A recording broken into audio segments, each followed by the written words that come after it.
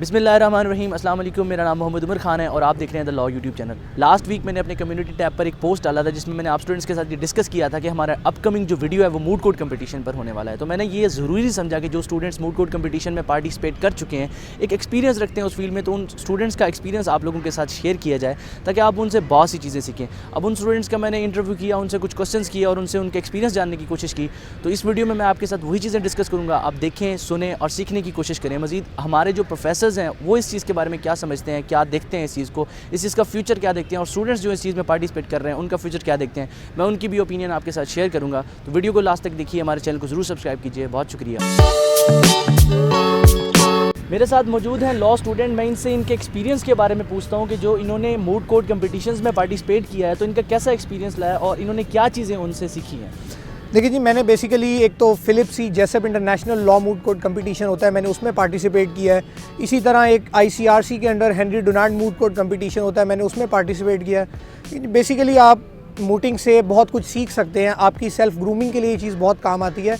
और आप जो सबसे इम्पॉर्टेंट चीज़ है, आप ये चीज़ देखते हैं कि आपने अपने केस को रिसर्च कैसे करना है। ये चीज़ आप मूटिंग से इस्तेफादा हासिल कर सकते हैं। और इसी तरह आपने अपने केस को किस तरह जज के सामने प्रेजेंट करना है, ये चीज़ भी आप मूटिंग के ज़रिए सीखते हैं। तो ये एक्सपीरियंस मेरे लिए भी बहुत फ़ायदेमंद रहा और इंशाल्लाह जो बाकी करेंगे उनके लिए भी फ़ायदेमंद होगा। लॉ मूटिंग लीगल एजुकेशन का एक बहुत ही बुनियादी हिस्सा है और ये एक प्रैक्टिकल हिस्सा है जिसमें स्टूडेंट प्रैक्टिकली सीखता है कि उसने कोर्ट्स में जाके आर्ग्यू किस तरह से करना है, उसने जज को किस तरह से फेस करना है, उसने अपना केस कैसे प्रेजेंट करना है।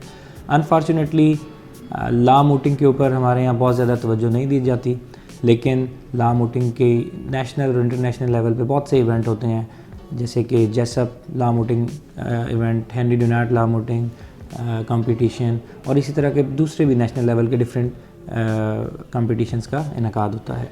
IUB में लास्ट ईयर हमने first ever IUB law mooting competition का इनकाद किया था, जिसमें बहुत से स्टूडेंट्स ने पार्टिसिपेट किया, बहुत सी लर्निंग हुई, उन्होंने बहुत सी चीज़ों को सीखा।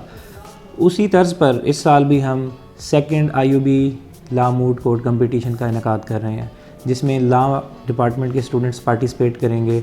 उनको एक रियल टाइम केस दिया जाएगा, उस केस के ऊपर जजेस के सामने बहस करेंगे और इससे स्टूडेंट्स को दो तरह से हेल्प मिलती है। एक, उनके अंदर कॉन्फिडेंस आता है, और दूसरा, कल को जब वो प्रैक्टिकल फील्ड में जाते हैं तो भी उन्हें जजेस को फेस करने में और अपने केस प्रेजेंट करने में किसी तरह की मुश्किल नहीं होती। Thank you. Law mood competition basically first of all अगर हम इसको दो कैटेगरीज़ में डिवाइड करें, सबसे पहले आ जाता है राइटिंग ऑफ अ मेमोरियल। उसके बाद इसके ओरल राउंड्स आते हैं जो कि आपका कुछ कॉम्पिटिशन्स में आपके मेमोरियल की सिलेक्शन के बाद आते हैं, और कुछ कॉम्पिटिशन में जितने भी लोग मेमोरियल ड्राफ्ट करके दे देते हैं उनको सबको मौका मिलता है कि वो आके अपने प्रीडिंग्स के अंदर अपना हिस्सा बने। सबसे पहला जो ये आपका टेस्ट होता है, आपकी राइटिंग स्किल्स का टेस्ट होता है। उसके बाद बल्कि अगर हम इसको यूँ कैटेगराइज कर देंगे, सबसे पहले ये आपकी रिसर्च का टेस्ट होता है कि आप रिसर्च कितनी ज़बरदस्त करते हैं, क्योंकि एक अच्छे मेमोरियल के अंदर जो मेन चीज़ होती है वो आपकी रिसर्च होती है कि आपकी रिसर्च कितनी डाइवर्स है। सेकेंडली अगर आप उसको देखें तो उसके अंदर आता है कि आपने उस रिसर्च को पुटअप कितने अच्छे तरीके से किया है। और नेक्स्ट इसका पॉइंट आ जाता है कि मेमोरियल की ड्राफ्टिंग आपने कितनी अच्छी की है। उसके बाद ओरल स्किल्स के अंदर आ जाता है। ओरल स्किल्स के अंदर आप अपने केस को किस तरीके से कोर्ट के सामने, यानी जजेस जो आपके सामने होते हैं, किस तरीके से आप उनके सामने उस केस को प्रेजेंट करते हैं। यानी मूटिंग के अंदर एक बहुत जो मेन चीज़ होती है वो जजेस के क्वेश्चंस होते हैं कि वो आपको क्वेश्चन किस तरह करें और आप उन क्वेश्चंस को टैकल किस तरीके से करते हैं। तो इस तरीके से ये आपकी मुख्तलिफ स्किल्स का टेस्ट होता है। And last but not the least, ये आपकी टीम वर्क, यानी how good you are in a team. मतलब आप एक अच्छे इंडिविजुअल हो सकते हैं, लेकिन आप टीम वर्क कितने अच्छे तरीके से करें। It is a test of team work, it is a test of your oral skills, it is a test of your research, it is a test of your writing skills, and it is a test of your whole personality as well. Or it's going to help you in the court, and it's going to help you on individual level as well, कि आप इससे आपका confidence boost up होता है और इससे आपको पढ़ने लिखने का और एक अच्छा लॉयर बनने का तरीका आता है। आपसे मेरा क्वेश्चन ये है कि अगर एक स्टूडेंट किसी इंट्रा डिपार्टमेंट नेशनल लेवल या international level mood court competition में पार्टिसिपेट करता है तो उस पार्टिसिपेशन के बाद उस स्टूडेंट के अंदर कौन कौन से आउटकम्स आते हैं उस पार्टिसिपेशन के रिजल्ट में। I think it is one of the best skill developing program for the young lawyers, for the upcoming lawyers. it flourishes the skills of advocacy, the speaking skills and how to research.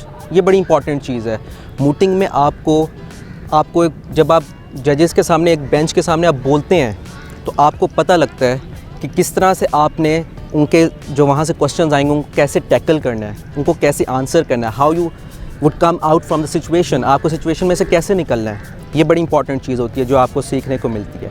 और फिर जो law है वो तो साथ साथ चलता ही रहता है, वो तो थ्रू आउट द लाइफ एक लॉयर को नॉलेज ऑफ लॉ उसको गेन करना पड़ता है।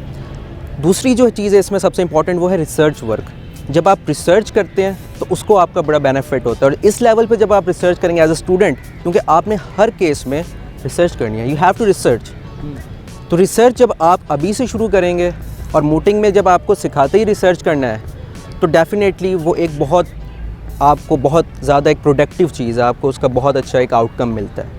तो ये बहुत सारे बेनिफिट्स हैं इसके, जो मैं समझता हूँ कि ये लॉ स्टूडेंट्स के लिए एक ब्लेसिंग है कि वो एक मूटिंग कल्चर में आए, मूटिंग्स करें। लॉ मूट कंपटीशन की इम्पोर्टेंस लॉ स्टूडेंट्स के लिए वैसे ही है जैसे साइंस के स्टूडेंट्स के लिए लैब्स की ज़रूरत है। जैसे अगर केमिकल का स्टूडेंट है, केमिस्ट्री डिपार्टमेंट के अंदर है, तो उसके लिए केमिकल लैब की जो इम्पोर्टेंस है वैसे लॉ स्टूडेंट के लिए मूट की इम्पोर्टेंस है। मूटिंग के एक्सपीरियंस के बारे में आपको बताता चलूँ कि पिछली बार हमारा यहाँ पे फर्स्ट लॉ मूट हुआ था, तो उसमें हमारा पहला एक्सपीरियंस था। मूटिंग नई चीज़ थी हमारे लिए, मगर हमने पार्टिसिपेट किया, मेरी टीम ने, और हमने पार्टिसिपेट किया। तो उसमें हम फॉर्चुनेटली हम उसके विनर थे और हमें ये एजाज़ हासिल हुआ कि हम उसके विनर थे। उसी की बेस पे फिर हमारे आगे सिलेक्शन हुई मेरी। हम पहले इंटरनेशनल में ICRC की तरफ से जो HDMC Henry Dunant law moot court competition हुआ था, तो उसमें इस्लामाबाद गया और उसके बाद अभी रिसेंटली यूनिवर्सिटी ऑफ लाहौर में जो नेशनल राउंड हुआ उसमें होके हैं। अभी हमारे लिए यहाँ पे भावलपुर में इस्लामी यूनिवर्सिटी में नया है, मगर जो बड़ी यूनिवर्सिटीज़ हैं, लम्स हो गई, ज़ैबिस्ट हो गई या बहरिया यूनिवर्सिटी हो गई, इनके ये मूटिंग कल्चर्स हैं, ये प्रोमोटेड हैं और वहाँ पे कोचिंग हो रही है, हर चीज़ हो रही है। मूटिंग से मेरा वाबस्ता फर्स्ट सेमेस्टर से हुआ, जब मैंने अपना पहले लोकल लॉ मूट कंपटीशन में हिस्सा लिया। उसमें मुझे बेस्ट स्पीकर बनने का आज़ाद हासिल हुआ, लेकिन मैंने इससे सीखा कि इससे जो 3 एक इम्पॉर्टेंट चीज़ें वकील को चाहिए होती हैं, एक ओरल एडवोकेसी, दूसरा रिसर्च एंड एनालिसिस और तीसरा आर्गूमेंट को डेवलप करना। ये तीनों चीज़ें मैंने सीखी वहाँ से। उसके साथ मैंने ये महसूस किया कि ये एक ऐसी चीज़ है जो आपको ऑक्यूपाइड रखती है। जब आप अकेले हो जाते हैं, जब आपके पास कुछ करने को नहीं होता, तो आप अपना वक्त ज़ाया कर रहे होते हैं। आप अपने वक्त को ज़ाया करेंगे तो आप स्टूडेंट लाइफ में आके उसको आप देखेंगे आप कितना सारा वक्त बेबुनियाद गुजार रहे हैं। जब मूटिंग में आ जाते हैं तो आप महसूस करते हैं कि ये आपने जो अगले 6 घंटे हैं ये आपने पढ़ने में गुजारने हैं, या अपने रिसर्च में गुजारने हैं, या अपने ड्राफ्टिंग में गुजारने हैं। तो इससे आपको एक कलेक्टिव पर्सनैलिटी ग्रोथ अपने अंदर आती महसूस होती है। बाद में मुझे मौका मिला कि मैं हेनरी डुनांट लॉ मूट कंपटीशन इस्लामाबाद में गया। वहाँ पे हमारी टीम ने 6ठी पोजीशन हासिल की और वहाँ भी यही प्रिंसिपल हमने महसूस किया कि जो बेहतरीन टीम होती थी उसमें ये तीनों चीज़ें पाई जाती थी कि वो जितनी अच्छी बात प्रेजेंट कर सकते थे उतना ही अच्छा उन्होंने लिखा होता था और उतनी ही खूबसूरती के साथ उन्होंने उसको बयान किया हुआ होता था। तो ये हमारी जो है ज़रूरियात मैंने महसूस किया कि मूटिंग से मैंने सीखी, और जो मूटिंग में आना चाहते हैं उनको ये सीखनी चाहिए और उनको सीखने का मौका भी मिलता है। बेसिकली लॉ मूट कंपटीशन स्टूडेंट्स के जो स्किल्स हैं, जो उसका जो स्टूडेंट्स के जो टैलेंट है उसको अपग्रेड करना है, ताकि जब प्रैक्टिकल लाइफ में जाएंगे तो उनको इतना पता हो कि जब हम केस फाइल करें या फिर जब केस दायर करें तो फिर उसके लिए हमें किन किन चीज़ों की ज़रूरत होती है, और अगर कोई केस ला हमने अटैच करना हो तो फिर वो किस तरह से करें, केस को स्टडी करें तो किस तरह हम स्टडी कर सकते हैं। इस तरह से लॉ मूट कंपटीशन एक तरह से प्लेटफॉर्म दे रहा है कि लॉ के स्टूडेंट्स को जब वो प्रैक्टिकल लाइफ में जाएंगे तो फिर वो किस तरह परफॉर्म करें।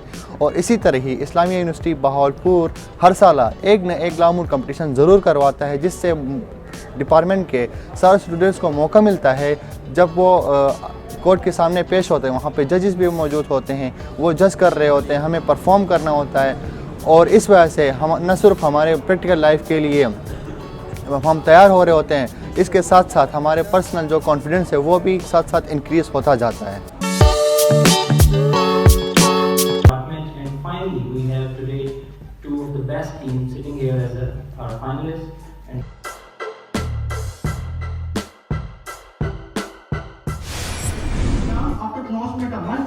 Husband can virtue.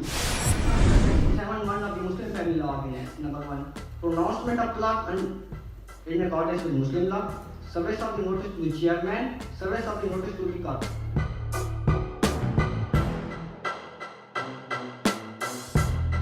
Already told you the brief facts of the case without wasting the precious time of honorable judges and this court.